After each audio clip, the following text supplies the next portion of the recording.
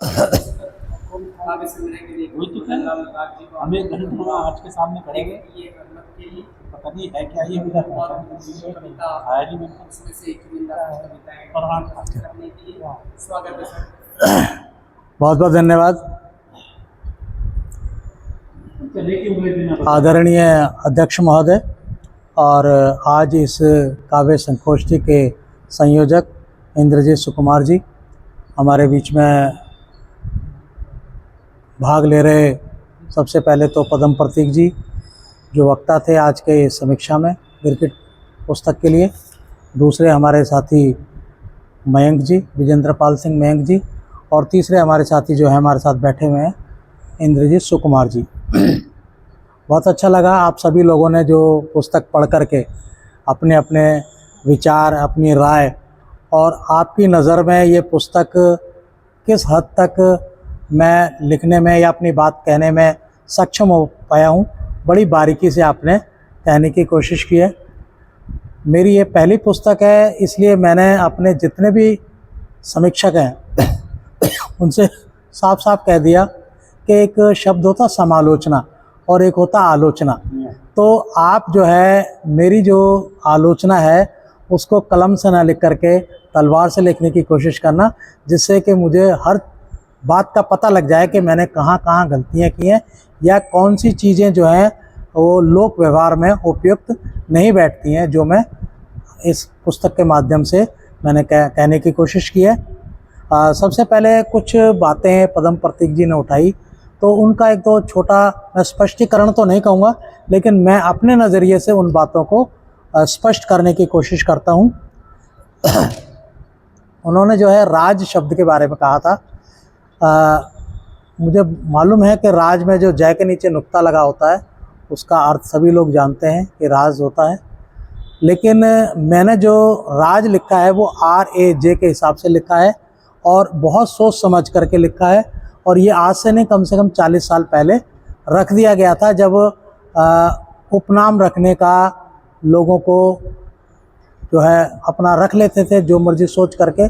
तो मुझे किसी ने सुझाया नहीं और मेरा कोई उस्ताद भी नहीं रहा जिसने मुझे कोई राय दी हो। तो उसके 2-3 कारण जो मुझे प्रयुक्त लगे वो मैंने बताने की कोशिश की। कि पहला कारण बताया कि जो मैं राजस्थान की धरती से आता हूँ, मेरी जो पृष्ठभूमि है वो राजस्थान है, चाहे मैं दिल्ली में ही पैदा क्यों नहीं हुआ हूँ। तो मैं राज जो है शब्द इसलिए लिखता हूँ। और शुरू में जो हम फिल्में देखते थे उसमें राजाओं की बड़ी महिमा का गुणगान करते थे। तो हर नौजवान को 17-18 साल की उम्र का जब आदमी होता है तो उसके अंदर राजा बनने की या राजकुमार बनने की बड़ी ख्वाहिश होती है। तो वो जो राज शब्द है उसकी उत्पत्ति मेरे जहन में काफ़ी दिन से रही। और जो सबसे अंतिम बात थी कि मैं एक राज मिस्त्री का बेटा हूँ, तो ये जो सारा समर्पण है वो अपने पिता के प्रति है। तो ये जो शब्द हैं मुझे अच्छे लगे तो उनको मैंने रखने की कोशिश की है। दूसरा जो है ज़्यादातर रचनाएं कहा गया कि घटनाओं से प्रेरित हैं, हर इंसान के जीवन में घटित होती हैं। जो कवि होता है वो थोड़ा सा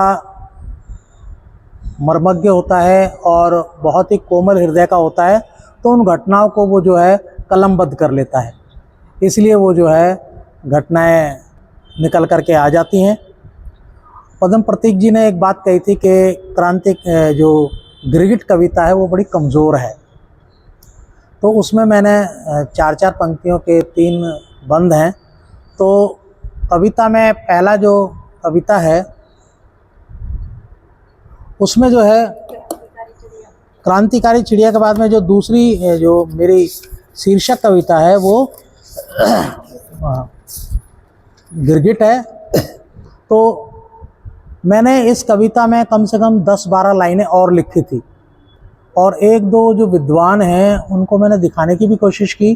तो उन्होंने कहा कि जो आप कहना चाहते हैं वो इन 12 लाइनों में ही बात पूरी हो जाती है, कविता समाप्त हो जाती है। उसके बाद में आप जो है बेफजूल की विवेचना करेंगे तो कोई उसका फ़ायदा नहीं होगा। मैं ये कविता पढ़ कर के ही बता देता हूँ कि इसमें तीनों बातें जो हैं क्लियर हो रही हैं गिरगिट के माध्यम से। कि गिरगिट, तुम्हें मेरी आँखों को अक्सर धोखा दिया है, फिर भी मैंने तुमसे कभी कोई गिला शिकवा नहीं किया है। गिरगिट जो है वो लोगों का प्रतीक है। इस समाज में, इस देश में और आपके परिवार में, यार दोस्तों में इस तरह के लोग मिल जाते हैं जो इस तरह का काम करते हैं, जिनकी फितरत गिरगिट जैसी होती है। लेकिन हम क्या करते हैं, लोक व्यवहार में शांत रहते हैं, कभी उनसे कोई शिकायत नहीं करते हैं, जबकि हमें पता ही आदमी हमें धोखा दे रहा है। प्रकृति की इनायत है तेरा रंग बदलना, और कुदरत ने तुझे बख्शा है निश्चल आंखों को छलना। यहाँ गिरगिट का अपना कोई रोल नहीं है, उसको ईश्वरीय देन है कि उसका रंग बदलना उसको प्राकृतिक गुण मिला हुआ है, ईश्वर की इनायत उसको बख्शी गई है।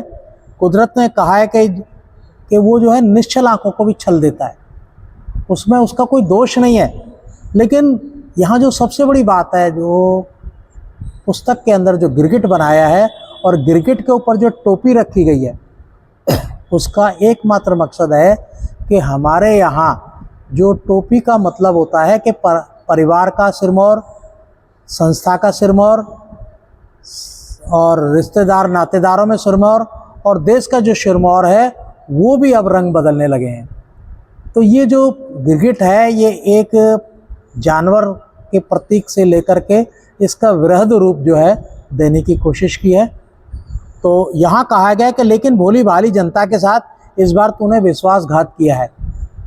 आप इसे संदर्भ में घुमा क्यों रहे हो? हाँ, लेकिन भोली भांति, हाँ, जनता के साथ में इस बार तूने विश्वासघात किया है। बिल्कुल राजनीतिक, क्योंकि राजनीति में नेता टोपी लगाते हैं, वो नेताओं का प्रतीक तो है ही है। तो इस बात को मैंने सीधे सीधे कहने की कोशिश की है, लेकिन भोली भाली जनता के साथ इस बार तूने विश्वासघात किया है, जब से अपने रंग बदलने के गुण को नेताओं के यहाँ गिरवी रख दिया है, नेताओं के यहाँ गिरवी रख दिया है। तो ये जो बात है बिल्कुल क्लियर हो जाती है और इसके बाद में जो है कोई विवेचना की आवश्यकता मुझे नहीं लगी, इसलिए मैंने इस कविता को यहीं रोक दिया। जबकि 10-12 और पंक्तियाँ थी वो मैंने हटा दी। उसके बाद में क्रांतिकारी चिड़िया की सभी ने तारीफ़ की और वाकई ये क्रांतिकारी चिड़िया मुझे बहुत अच्छी लगी। संदेशात्मक रचना है। चिड़िया के माध्यम से गुरु गोविंद सिंह ने भी कहा है कि बाज से मैं चिड़ी लड़ाऊं, बहुत बड़ी बात कही है। हाँ, तो गुरु गोविंद सिंह कहलाऊं। तो ये जो चीज़ वहाँ से लेकर के मैंने कोशिश किया, और ऐसा होता है कि छोटी चीज़ें जो हैं वो बड़े बड़े अंजाम दे देती हैं। कछुआ और खरगोश कविता जो है वो प्रयास वाली कविता है, बड़ी अच्छी लगी है सभी लोगों को। कुत्ता बनाम आदमी में पदम जी ने कहा है कि कुत्ता जो है वो लालची नहीं लगता है। यहाँ जो लाइनें हैं कि कुत्ते मुझे अखरती है तेरी ये स्वामी भक्ति, पूंछ का ये टेढ़ापन और सूंघने की विलक्षण शक्ति। क्योंकि आदमी होते हुए भी कुत्तेपन के गुण अपनाता है, फिर भी आदमी रहता है, कुत्ता नहीं कहलाता है। तो ये सीधा का सीधा संदर्भ जो है वो कुत्ते के जो गुण थे वो सारे के सारे आदमी ने जो है अडॉप्ट कर लिए हैं। तो ये जो व्यंग जो है वहाँ कहने की कोशिश की है। यहाँ कुत्ते को मैंने लालची नहीं कहा है, बल्कि उसको ये कहा है कि अब तो तुम जो है बेकार हो गए हो, क्योंकि तुम्हारे सारे गुण तो जो है वो इंसानों ने ले लिए हैं। और मैंने यहाँ पर उसको थोड़ा विवरण भी दिया है कि किस तरह से जो है आदमी अफसरों के यहाँ जाता है, अपनी बात मनवाता है। पूरी कविता आप पढ़ेंगे तो आपको वहाँ लगेगा कि उसका जो पूंछ का टेढ़ापन है और जो सूंघने की विलक्षण शक्ति है वो सारी इंसानों के अंदर आ गई है, और वो उनका दुरुपयोग जो है वो समाज में रह करके कर रहा है। तो आदमी जो है वो कुत्ते का प्रतिरूप यहाँ पर मैंने दिखाने की कोशिश की है। सांप सीढ़ी रचना सभी लोगों को बहुत अच्छी लगी, उसके लिए मैं सभी का आभार व्यक्त करता हूँ। और बेचारे कौन है, तो यहाँ बेचारे जो शब्द है वो सबके सामने नज़र आता है कि हम देश की जनता के लिए इस्तेमाल कर रहे हैं। अगर आप आगे की रचनाएं पढ़ेंगे तो कविताएं पढ़ेंगे या लाइनें पढ़ेंगे तो उसमें क्लियर हो जाता है। केवल एक लाइन में ही आप बेचारे शब्द को लेकर के बैठ जाएं तो वो कहना मुनासिब नहीं होगा। एक और बात उन्होंने जो है अच्छी कही, यूकलिप्टस किस प्रकार से पूंजीवाद का है। तो मैं जो है अपने जो अग्रज हैं या मेरे साथी हैं, मैं उनके ज्ञान कोश पर कोई प्रश्न चिन्ह नहीं उठाना चाहता हूं, लेकिन यूकलिप्टस के बारे में कहा जाता है कि वो रोजाना लगभग 15 लीटर पानी अपनी जड़ों से सोखता है और हवा में वाष्पित कर देता है। तो ये जो है पूंजीवाद का ही प्रतीक है कि जो पूंजीवादी और अमीर लोग होते हैं वो भी हमारे जो संसाधन हैं उनको जो है बहुत बुरी तरह उजाड़ रहे हैं और फेंक रहे हैं, और जो आम जनता के काम आने वाली चीज़ें हैं उनको ज़्यादा से ज़्यादा जो है प्रयोग में ला करके और अमीरी दिखा करके पूंजीवाद के प्रतीक में मैंने यहाँ पर लेने की कोशिश की है। तो यूकलिप्टस का जो है वहाँ ध्यान देते तो ज़्यादा अच्छा लगता। एक और भड़का हुआ मतदाता जो है वो रचना मैंने जहाँ भी सुनाई उसकी बड़ी मुझे प्रसिद्धि मिली और बहुत उसकी तारीफ भी ली। हमारे पदम प्रतीक जी जो हैं वो गज़लकार हैं और गज़लों में भी उर्दू भाषा का बहुत ज़्यादा प्रयोग किया जाता है, और कई जगह मैं तो पक्षधर नहीं हूँ लेकिन लोगों को ये कहते हुए सुना हुआ है कि गज़ल जो है, जो उर्दू जो है वो भाषा जो है ग़ुलामों की भाषा है। कहाँ तक सही है ये मैं नहीं कह सकता क्योंकि उर्दू के अंदर बहुत शानदार चीज़ें लिखी गई हैं, लेकिन जी हजूरी की जो भाषा है वो कहीं ना कहीं ग़ुलामों को इंगित करने की कोशिश की है। लेकिन मेरी समीक्षा करते हुए हमारे साथी महोदय ये भूल गए कि मदन लाल राज जो है व्यंग और हास्य में लिखने की कोशिश कर रहा है, तो अगर शब्दों का तीखापन नहीं आएगा तो कविता में वजन नहीं बढ़ेगा।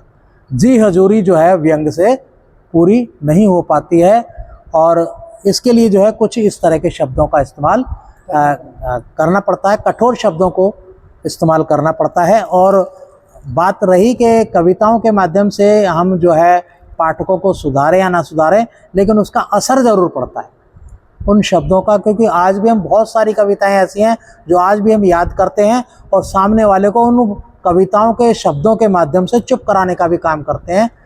आप 1 घंटे के उत्तर से आप किसी को संतुष्ट नहीं कर सकते, लेकिन कविता की एक लाइन से जो है आदमी संतुष्ट हो जाता है।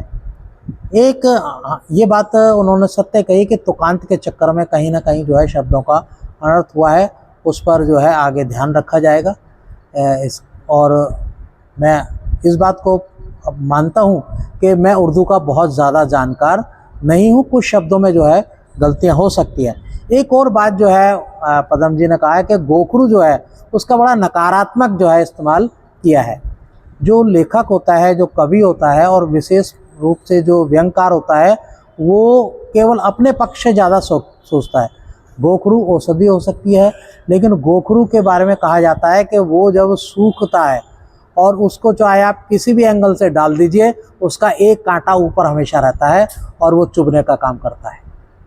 तो यहाँ पर जो है चाणक्य ने भी इस बात को कहा है कि अगर हमें किसी बीमारी को जड़ से खोना है तो गोखरू की जड़ में मट्ठा डालने का काम करना चाहिए। कहने का मतलब यह है कि हमें कांटा नहीं काटना है, बल्कि उस कांटेदार पेड़ की जड़ों को ही नष्ट करना है। यहाँ पर गोखरू का जो संदर्भ लिया है वो मैंने यह सोच करके लिया है। और कवि वास्तव इन्होंने गोखरू के बारे में कहा है, तो मैं पदम प्रतीक जी का बहुत आभारी हूँ कि उन्होंने जो है बहुत सटीक बातें मेरे संदर्भ में कही, उनका मैं धन्यवाद। और अगले जो समीक्षक हैं मेरे छोटे भाई विजेंद्र पाल सिंह मेंग जी हैं, उन्होंने भी जो है इस पुस्तक को कई बार पढ़ा है। इनका मेरा परिचय लगभग जो है कम से कम 36-37 साल पुराना है। एक एमसीडी ने एक कार्यक्रम किया था तो उसमें जो है कहा कि भाई परिणाम थोड़े से लेट आएंगे, बच्चों के कार्यक्रम थे और प्रतियोगिता थी, तो कहना तब तक जो है आप लोग आ जाइए, टीचरों को तो मौका मिलना चाहिए। तो हमने वहाँ पर जो है कविता पाठ किया, तो मेरे बाद जो है विजेंद्र पाल सिंह जी भी कविता पढ़ने आए और फिर हम लोगों का वहाँ पर जो है मिलान हुआ और आज तक जो है वो कवि मित्र के रूप में हम हुए। इन्होंने सत्य कहा है कि कवि जो है वो वास्तविक जीवन में कहीं ना कहीं वेदना से आहत होता है और वही चीज़ें जो है शब्दों के रूप में उनकी कविताओं में परिलक्षित होती हैं, इसमें कोई दो राय नहीं है। और एक बात और उन्होंने कहा है कि कविता जो है अलंकरण नहीं है, हथौड़ा भी नहीं होना चाहिए।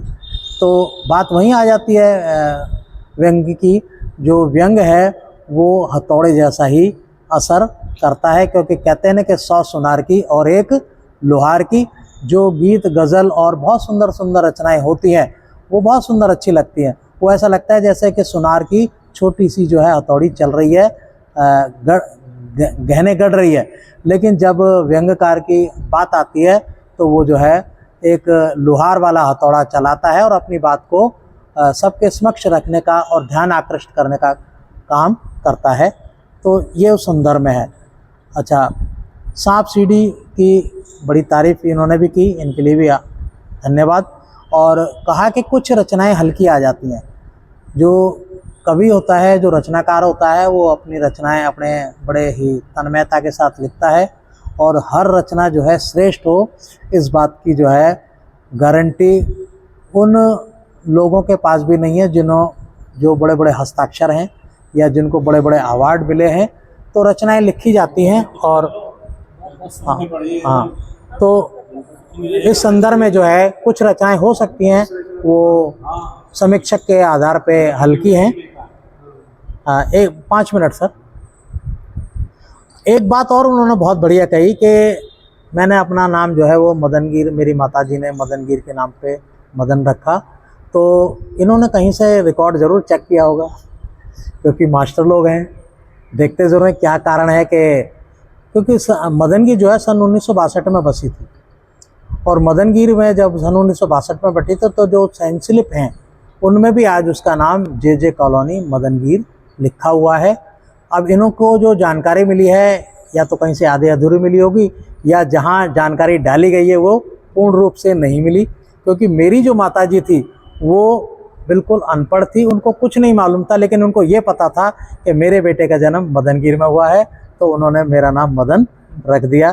तो जहाँ तक मेरा ख्याल है उनकी बात ज़्यादा सटीक है, आंकड़ों का कोई भरोसा नहीं है। बहुत बहुत धन्यवाद, ये अच्छा किया आपने मुझे बता करके। टोपी वाली जो बात है वो सर्वविदित है, नेताओं के लिए तो है, और अगर ये सार्वभौमिक होती अगर ना होती तो, लेकिन यह है कि अगर केवल मैं उस मुख्य पृष्ठ पर केवल गिरगिट का ही चित्र रखता तो सामने से देखने से ऐसा लगता कि जैसे कि ये कोई गिरगिट या जीव जंतुओं से संबंधित ही कोई किताब है, लेकिन मुझे यहाँ पर व्यंग जो है प्रदर्शित करना था। तो मुख्य पृष्ठ पर अगर गिरगिट के सिर पर अगर टोपी रखी हुई है तो वो अपने आप में ही व्यंग है, व्यंग नहीं है, एक प्रतीक है, एक प्रतीक चिन्ह है। हाँ हाँ हाँ हाँ, तो जो है इसलिए जो है उस टोपी को यहाँ पर रखा गया है। और कुछ चीज़ें ऐसी हो जाती हैं कि जो पढ़ने वाले लेखक के, एडिटर के निगाह से निकल जाती हैं और कुछ त्रुटियां रह जाती हैं, तो ये टंकन की या एडिटिंग की गलतियां हैं। अगली पुस्तक में इनका ध्यान रखा जाएगा।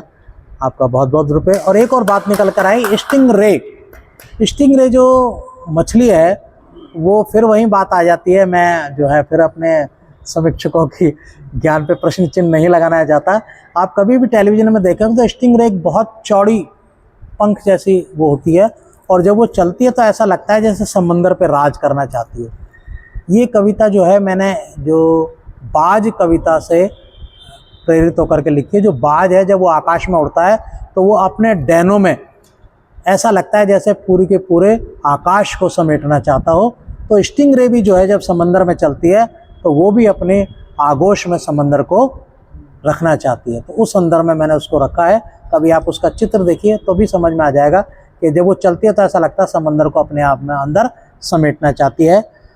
उसके बाद में जो है पुष्पा विवेक जी ने बहुत सुंदर बातें कही।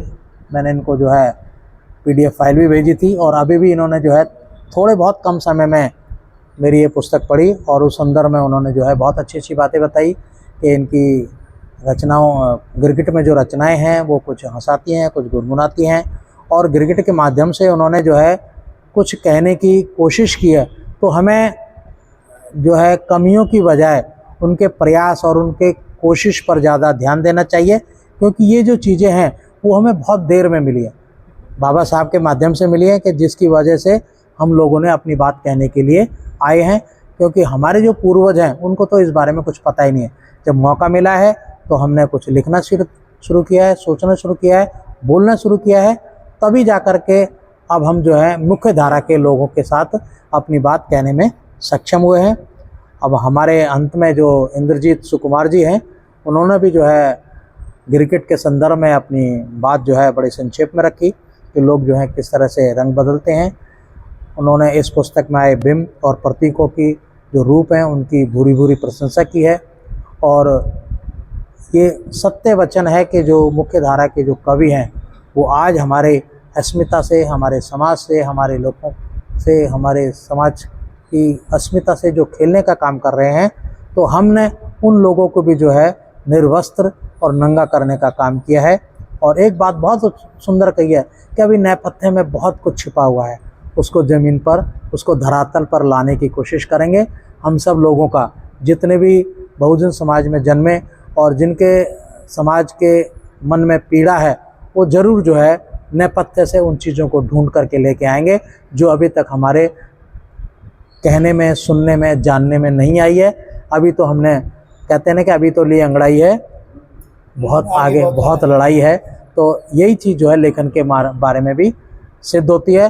तो मैं पुनः सभी समीक्षकों का तहे दिल से शुक्रगुजार करता हूं कि आपने मेरी पुस्तक को पढ़ा, क्रिकेट के बारे में जो बातें रखी हैं, जो कुछ इसमें कमियां हैं उस पर आगे ध्यान दिया जाएगा, और जो कुछ मैंने कहने की कोशिश की है उसकी जो आपने प्रशंसा की है उसके लिए पुनः धन्यवाद।